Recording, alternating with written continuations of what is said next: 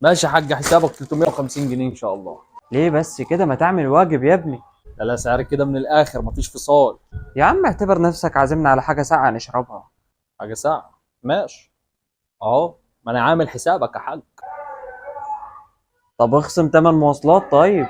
والله انا عارف ان انت هتقول كده. اهو، دي تذكره في اي بي هتاخدك محطه مصر وتجيبك لابو قير ببلاش. يا عم انا زبونك، اعمل واجب.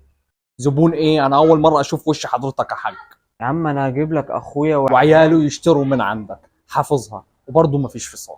صراحة يا ابني انا والله ما معيش الا 300 جنيه، والواد نفسه في الترنج بس شكله ماليش نصيب. هذا 300 جنيه.